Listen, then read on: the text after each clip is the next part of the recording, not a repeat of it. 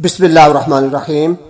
मेरे मोहतरम सामीन कराम, नबी पाक सल्लल्लाहु अलैहि वसल्लम की एक हदीस है जिसका तर्जुमा है कि जिस मकान में तस्वीर हो उस मकान में रहमत के फरिश्ते दाखिल नहीं होते। और इसी तरीके से जिस घर में कुत्ता हो या जिस घर में कोई जुम्बी आदमी हो, यानी उसको गुस्ल की हाजत हो लेकिन उसने गुस्ल नहीं किया, तो इन घरों के अंदर भी मलाइका रहमत दाखिल नहीं होते।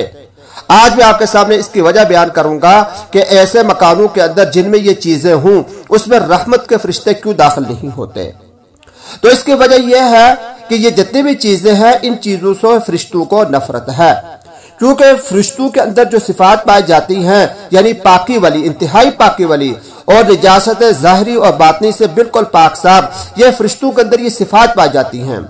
और फरिश्तों के अंदर जब ये पाकी वाली सिफात पाई जाती हैं तो फरिश्तों को उस चीज से नफरत होती है जिसमें पाकी ना पाई जाती हो।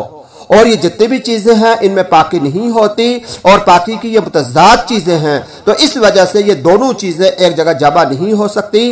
यानी जिस चीज में नापाकी पाई जाती हो और जो फरिश्ते हैं यानी जिनमें पाकी ही पाकी पाई जाती है, तो पाकी और नापाकी एक जगह जमा नहीं होते।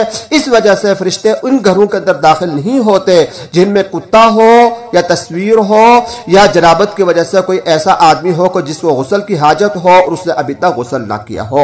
तो यह वजह है अल्लाह तबारक व तआला की शरीयत ने, अल्लाह पाक ने और नबी पाक अलैहिस्सलाम ने इन चीजों से हमें मना किया है कि अपने घरों के अंदर इन चीजों को न रखा जाए। अल्लाह पाक हम सबको अमल की तौफीक अता फरमाए।